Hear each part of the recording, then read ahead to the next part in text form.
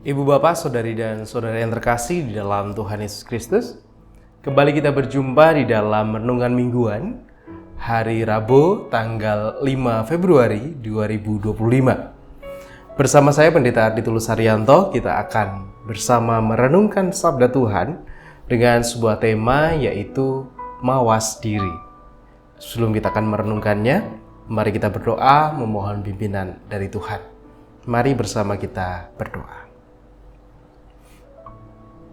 Hanya kepadamu ya Allah, kami naikkan syukur kami untuk setiap berkat, kemurahan yang senantiasa kami rasakan dalam kehidupan kami. Kami juga bersyukur untuk firman-Mu yang akan kami renungkan bersama pada saat ini. Kiranya kuasa-Mu sendiri yang hadir bagi setiap kami, Roh-Mu yang kuduslah yang memenuhi dan berkarya dalam diri kami, supaya kami dimampukan untuk bisa mewujudkan dan melakukan firman-Mu itu di tengah-tengah kehidupan kami.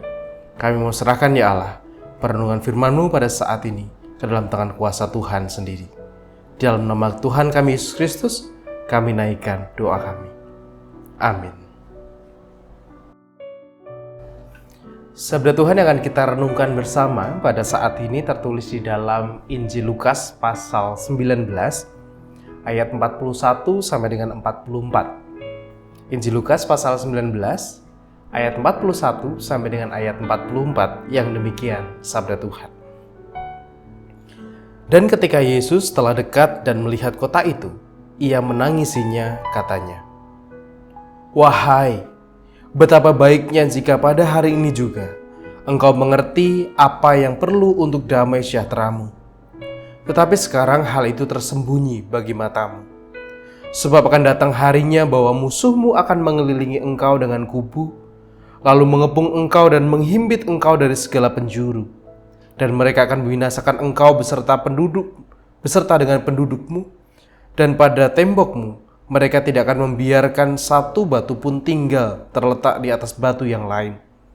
Karena engkau tidak mengetahui saat bila mana Allah melawat engkau." Demikianlah bacaan sabda Tuhan. Yang berbahagia ialah setiap orang yang dengan setia merenungkan serta memeliharanya. Haleluya. Amin. Pernahkah Anda berjumpa dengan seseorang yang dia salah, kemudian kita kasih tahu kesalahannya, tetapi yang ia lakukan adalah dia tetap ngeyel.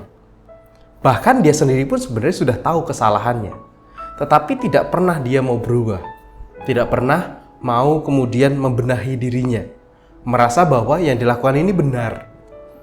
Sudah salah, diingatkan, tapi merasa dirinya benar. Walaupun dia tahu dia itu salah, tapi merasa bahwa yang dilakukannya itu benar. Nah, ini adalah ciri-ciri orang yang tegar tengkuk atau bisa dikatakan orang yang bebal. Sudah tahu kesalahannya, tapi tetap dilakukan karena merasa benar. Dan kemudian dia tidak bisa dibilangin oleh siapapun.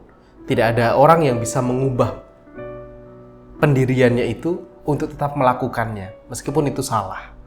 Nah, gambaran ini yang nampaknya dilihat oleh Yesus ketika ia memasuki kota Yerusalem.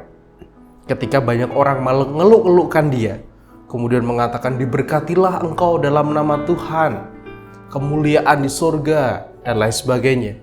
Tapi kemudian Yesus melihat hal yang lain.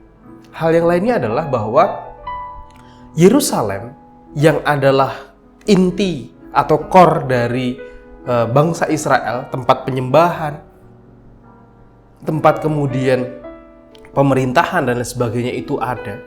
Seharusnya Yerusalem ini tahu bahwa mereka harusnya mawas diri, mereka harus berubah, mereka harus membenahi dirinya. Tetapi yang terjadi adalah mereka seolah-olah tidak tahu apa yang kesalahan mereka. Mereka tidak mau melihat keberadaan dirinya, sehingga hal itu membuat mereka tidak bisa untuk berubah. Yang mereka tahu adalah yang mereka lakukan itu benar. Dengan mereka memuja Allah, memuja Yesus, berharap Yesus itu jadi panglima perang yang kemudian membebaskan mereka secara politis. Tapi kemudian Yesus mengatakan bahwa yang itu salah. Yang mereka lakukan itu nggak tepat. Seandainya mereka tahu bahwa mereka itu salah dan ada sesuatu yang harus dilakukan untuk mendatangkan damai sejahtera, yaitu mereka bisa mawas diri dan membenahi kehidupannya. Hal itulah kemudian membuat Yesus menangis. Karena seolah-olah bahwa orang-orang di Yerusalem itu, mereka seolah-olah tidak paham dengan apa yang mereka lakukan. Salah, berulang kali diingatkan, tetapi juga tetap nekat dengan kesalahan itu karena merasa yang mereka lakukan itu benar. Nah, gambaran kebebalan dan ketegar-tengkukan ini yang sering kali juga mungkin kita rasakan atau kita alami dalam kehidupan kita. Saya dan juga Bapak Ibu Saudara-saudari semuanya mungkin pernah berada dalam fase ini. Kita salah, tapi ketika diingatkan kita marah karena kita merasa bahwa yang kita lakukan ini benar. Walaupun mungkin dalam hati kecil kita tahu itu salah. Tetapi yang kita lakukan, output kita justru kita marah dan akhirnya tetap nekat melakukan hal itu. Ketika kita dalam situasi itu, maka yang dibutuhkan oleh kita adalah mawas diri. Supaya apa? Supaya kita bisa menyadari keberadaan diri kita. Oh, yang saya lakukan itu benar atau tidak toh? Yang saya lakukan itu salah atau tidak toh? Saya itu seharusnya seperti ini atau tidak sih? Hal itulah yang memicu kita untuk bisa mawas diri dan akhirnya membenahi diri kita. Supaya kita juga tidak mudah menjadi orang-orang yang tersulut emosinya ketika orang memberitahu kita atau menegur kita, mengingatkan kita. Seringkali yang kita lakukan ketika orang mengingatkan kita adalah refleks kita terlebih dahulu. Wah, kamu kenapa sih memberitahu aku seperti itu? Refleks marah yang kita tunjukkan. Bukan refleks untuk kemudian menyelami kata-kata itu, emang iya ya? Emang saya seperti itu ya? Emang harusnya seperti itu ya? Emang harusnya begitu? Oh, emang harusnya begini. Hal itu hanya bisa kita lakukan kalau kita mau mawas diri, mencoba untuk menjadi lebih bijak kepada diri kita dan tentang apa yang kita lakukan. Dan selama kita tidak mau mawas diri, maka kehidupan kita tidak akan pernah bisa kita benahi dan tidak akan pernah bisa kita ubah. Tuhan memberkati. Amin. Marilah saat ini kita bersama berdoa, menyerahkan setiap pergumulan dan syukur kita kepada Tuhan. Mari kita berdoa. Berulang kali Engkau mengingatkan kami Tuhan tentang kehidupan kami yang seringkali tidak berkenan di hadapan-Mu. Engkau juga menegur kami melalui sesama kami, melalui saudara kami, ketika jalan kami sudah melenceng dari jalan-Mu. Tetapi yang kami lakukan adalah kami justru marah mendengarkan teguran itu. Kami tidak mau mengintrospeksi diri kami. Kami tidak mau mawas diri kami. Tetapi yang kami lakukan adalah justru marah dan kami tetap melakukan apa yang kami anggap benar. Meski mungkin dalam hati kecil kami tahu itu salah. Tetapi kami tetap nekat untuk melakukannya. Ajar kami ya Tuhan untuk bisa mawas diri. Ajar kami untuk bisa menyadari diri kami dan mengubah hidup kami seturut dengan kehendak-Mu.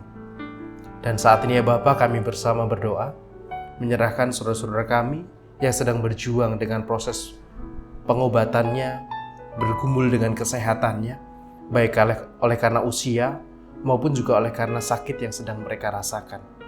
Kami secara khusus berdoa untuk Ibu Sarno, Ibu Tugirah Sariman, Ibu Rusmiati Suhardi, Ibu Endang Karno, Ibu Kun Mariatin Subarti, Bapak Christian Doribu, Bapak Elias Sariman, Bapak dan Ibu Sunarto Saputro, Ibu Sarti Budi Santoso, Ibu Mardi Utomo, Ibu Yatmiartini Rosti, Ibu Sri Suarsi Rahayu, Bapak dan Ibu Priyono, Ibu Ami Birowo, Anak Amoresya, Ibu Sri Utami Suprapto, Ibu Margono, Bapak Andang Sohana, Ibu Murjangkung, Bapak Cahyo Muntadi, Bapak Sahrun, Bapak Warsto Utomo, Ibu Endang Joko Triyono, Bapak Edwin Krusma Yulianto, Bapak Pendeta Emeritus Dwi Nugroho, Ibu Ernita Nasib, anak Nasya Elana Putri dan juga saudara-saudara kami yang lain, dimanapun mereka berada, dalam segala keberadaan mereka.